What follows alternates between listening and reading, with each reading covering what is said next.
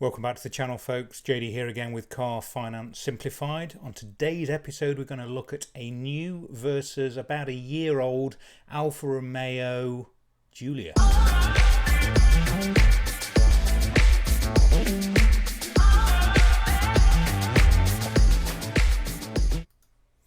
So welcome back, folks. Again, thank you for your continued support. Subscriptions are gradually rising, which is excellent. As I always say, I'm going to be using a spreadsheet on today's video. For those of you who haven't seen the channel before, the spreadsheet is available for a small fee. If you'd like to send me an email here, you will receive an automatic reply as to how you can obtain the latest copy. Okay, so on to business. So I think this was suggested by somebody on the Facebook group. Do check that out as well. It's called Car Finance Simplified Chit Chat, I think I've renamed it because it used to be called Car Finance Tutorials Chit Chat. It's now called Car Finance Simplified Chit Chat. So do check us out on Facebook as well. It's quite a nice informal forum. Anybody's got any questions about a new finance agreement or an existing finance agreement, it's a great place for us to all discuss. So we're going to look at a brand new versus used Alfa Romeo Giulia something or other. I'm not a big expert on Alfa Romeos, but it's a Giulia, excuse my pronunciation here, Veloce, is it? Something like that. Anyway, so it's quite a high spec car. 2-litre turbo petrol, 280 brake. I'm just going to go for the standard spec when we're comparing a new versus used. And it's got a retail price here currently in September 2020 of 43,720. And if we just have a look at the finance, which you should be able to do here, currently Alfa Romeo are providing a £5,250 deposit contribution, and it looks like they've got about an APR of 4.2, although interestingly, and I've never seen this before, when I was prepping this before I started recording, look what happens if I change the deposit. So if you can see this here, so what I'm going to do, I'm going to assume we're going to put no deposit in on both, just as new versus used, so it makes it an easy comparison. So if I change the deposit lot, the APR has gone up to 4.8, which is quite interesting, isn't it? And if I drop it all the way to the maximum to let, which is probably about a third, 13,321, it actually drops to 3.3 APR. So that's unusual. The more deposit you put in, the lower APR you get with Alfa Romeo. Anyway, we're going to go for a zero deposit. We're going to go for 37 months. Now, the reason I'm going to go for 37 months is simply because the used one I found is at Motorpoint. Again, no affiliation with any of these dealers. And they, on their bog standard finance quote, will only let you choose 49 months or 37 months. So that's why I'm going to choose 37 months on the Alfa Romeo quote, just so it's as fair as possible. And Motorpoint will also, on their standard calculator, only let us use 6,000 or 12,000 miles. So we're going to change the Alpha quote to 12,000. And so that's coming out at 728.65. So what I'm going to do, I've already put this into the spreadsheet. And I just want to make sure the spreadsheet is as pretty close as it is. As you can see on the spreadsheet here. Let me just zoom in a little bit so you can see what's going on. So on the spreadsheet here, I've put in the purchase price of 43,270 with a dealer deposit contribution of 5,250 and nothing from us. Guaranteed future value from Alfa is 15,748. So I've put that in here, and there's an option to purchase fee of £10. I'm assuming that we're going to start the agreement in September 2020. I've put in 4.83 here. The only reason I've done that is if I put 4.8, the spreadsheet yields a slightly different monthly payment. It's 727.68. What I can never understand on some of these agreements is that if you look here, the APR representative is lower than the fixed rate of interest, and I can't understand how that's being calculated because there is an option to purchase fee. And basically, APR is everything together. So when you look at the interest rate, that's how much interest you're paying. when you look at APR, that's how much interest you're paying, and also any other charges such as acceptance fees, option to purchase fees, that kind of thing. So in this case, and pretty standard these days, you've got a very low option to purchase fee. But what I can't understand, look, is the APR is coming out lower than the fixed rate of interest. So I'm going to put in 4.83 there, just because it yields a more accurate monthly payment. So the spreadsheet's coming out at 728.35 and Alpha's coming out at 728.65, so 30 pence a month. Okay, so we've proved again. I always like to prove that the spreadsheet is pretty close, and as you can see, it is. Remember, if anyone's using this spreadsheet, and again, a few people are kind of using it slightly incorrectly, always put in the number of equal payments into there. So I've put there, look, important, enter equal payments. So this is a 37-month agreement, which basically means 36 equal payments, and month 37 is where your optional balloon payment or guaranteed future value lies. So I've put 36 in there. If it was a 36-month agreement, you would obviously put 35 in there. Okay, so let's now have a look at the use. So I did a very quick search, went over to Motorpoint earlier, and this one came up. Alfa Romeo Giulia, 2 litre, 280 brake, Veloce. I hope I've pronounced that right, I probably haven't. 25,499. So that's a huge saving. It's a year old, 2019 69 plate. Again, pretty standard spec, I think. It's got metallic paint, so that might affect things slightly, but it's not going to make a huge amount of difference. It's got Apple CarPlay and it's got a convenience pack, but looking on here, it looks like you get the convenience pack as standard anyway. Now that, look, by default is coming out at 382 a month. So I'm going to just make sure this is correct. So no deposit again, 12,000 miles. There we go, that's better. 534.03. So 37 equal payments with a guaranteed future value this time of 11,937. Just put that into the spreadsheet again. Let me just zoom in a little bit. So 25,598. Why is it 25,598 when the price is shown as 25,499? That's because Motorpoint have this kind of pre-delivery fee. I think it's optional, but it basically ensures that the car has no outstanding finance, and it's got 2 keys and blah blah blah. Now, could they sell a car with outstanding finance on it anyway? Who knows? I think it's like an HPI check, but I have bought cars from Motorpoint before and not paid that fee, so I think it's optional. But I'm going to include it into this example. So assuming we've got to pay it, so that means the purchase price in total is 25,598 and a final value of 11,937. 36 equal payments. Let me just change that to that. Starting month September 2020 again, and they are quoting 9.9. You could probably get that down if you asked. You might be able to haggle it a little bit, but let's assume it's the standard rate, 9.9. And again, it's 36 equal payments. That's coming out at 534.09 on the spreadsheet, and on Motorpoint 534.03. So very close this time, 6 pence a month in it.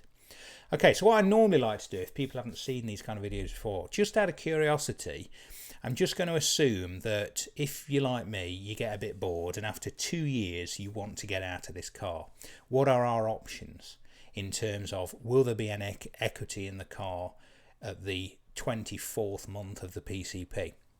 Now, PCPs aren't really designed to get out of fairly early on in the agreement, because you can tend to find that you've got a certain amount of negative equity, and then as the curve the gradient of the curve reduces and slows down towards the final value, you should find that the depreciation curve slows down as well, and you should find that you've got a little bit of equity at the end. Sometimes there isn't any.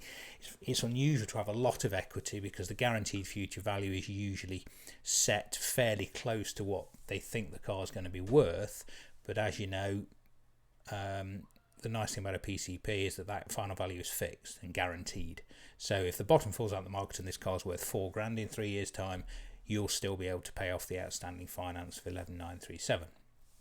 But what I like to just see where we're at in a 2-year new one and a 2-year used one. So we've got no deposit.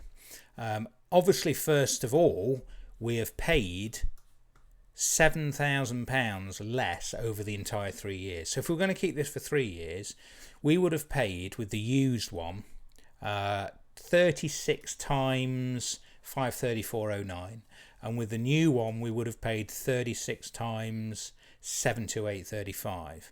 So this little summary I've done here, again let me just zoom in a bit, shows us that the difference in monthly payments, if you kept the brand new one for 3 years and you kept the 1 year old one for 3 years, it would have cost you £7,000 less in monthly payments. But obviously in the third year your used one is probably going to be out of warranty. Although I've looked earlier and it looked like you get 5 years on an Alpha, so please comment below if you do. But in this case, the Motorpoint car, when I go on to warranty look, tells me it's got 2 years left. So I'm assuming in the third year, if you were to keep this for the full 3 years, you'd be out of warranty in the third year. However, as you can see, it's £7,000 cheaper to buy the used one versus the new one in terms of how much your monthly payments are going to be over that time. Then what I do is just kind of have a look at the equity in the car, or the potential equity. Now, we're never going to know, obviously, how much equity is in the car because no one can predict the future. We don't know what the market's going to do. During the pandemic, the used car market has actually got a lot better and prices are starting to go up slightly. So who knows? So what I do is I just go on to Parker's, and there are obviously other websites available, and I just get a rough price. This isn't a really accurate cap valuation. You tend to have to pay for those. So this is just a free website. And what I've done, is I've just selected the car. So it is the Alfa Romeo Giulia 2016 onwards. And we're going to go for 2 years on from the new one. So let me explain that again. When the new one in September 2020 is 2 years old.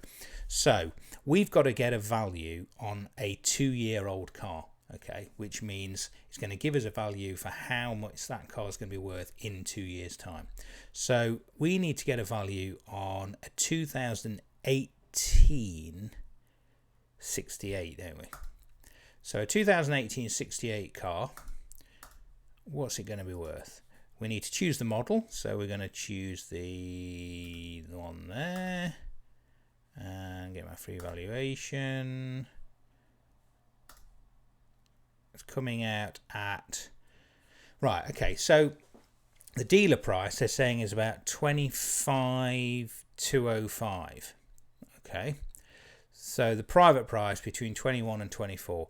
Now they used to give you the part exchange prices on here, but they don't anymore. So let's say if a dealer is going to be retailing this at 25,965, you might get 22 for it. So what we do is go over to the spreadsheet, and at the 24-month point we're going to put in that valuation. So 22. Okay, this amortization table on the spreadsheet tells us approximately, although sometimes there are extra charges to pay, approximately what you would have to pay the finance at any particular month to get out of it. So effectively, what will the settlement figure be on that finance at any particular point? So as you can see on the new car, roughly after 2 years, so when we've paid 24 payments, so after September's payment, we're going to owe about £23,600 to get out of that finance. Make sure you can see what I'm seeing here. So there, look. But we've just seen that we might be able to get £22,000 for that car back, which means we would have to pay roughly £1,500, £1,487, to top up the finance to get out of it. Okay, so we get 22 grand for the car, £1,500 to get out of the car. To settle the finance completely. With the used one, obviously in 2 years' time, the used one is going to be 3 years old because it's already 1 year old. So let's change the date on this valuation now to a 2017 67. So that's a 3-year-old car. Again, same model. What's it going to be worth, roughly? Okay, so they're saying now, look, so it hasn't dropped a huge amount in the third year. Dealer price 19,850 to 24,50. So let's say we might get 17 for it. If they're retailing at 24.50, let's say 17 and a half. What would that be? 10. That's probably, might get more actually. 20. If they said 20% on 18, 20%, 321. Probably about 17 and a half, 18. So let's see. On the used one, look, in 2 years' time, we're going to owe, after month 24, roughly 17,100. Okay, and we reckon it's going to be worth what, about, it's difficult to know, isn't it? But let's say if they're retailing at 20 and a half, it's probably going to be about 17 and a half you might get. So I'm going to put 17 and a half in here. So the car is roughly going to be worth 17 and a half, and we're going to owe 17.1. So if we go to the summary here, look, I've done this little calculation based on those figures. The equity after 24 months on the new car, we would have about minus £1,487. So if we wanted to give that car back, we'd get the trading value, plus we'd have to pay an extra £1,487 to get out the car. With the used one, roughly, and again, who knows what the valuations are going to be, it looks like we would have about £600 in equity. So overall, new versus used, if you were to keep it for 3 years, the new one would have cost us nearly £7,000 more in payments, but you are getting a warranty for all 3 years. The used one would obviously have cost us £7,000 less, so £534 a month versus 700 and whatever it was, 28. But obviously, if we're keeping it for 3 years, you might want to look at buying a warranty for the 3rd year. But it's not going to be £7,000 for a warranty, is it? In terms of getting out at the 2-year point, it looks like roughly, again, who knows what the valuation is going to be doing, but roughly you might be £1,500 in negative equity at the 2-year point on the new, but you might be about £600 in positive equity at the 24-month point on a used. So basically, when that used car is 3 years old and it's just come out of warranty, it will have cost you 24 times £534, and it looks like roughly you could get out of that car and still have about £500 to £600 in your pocket.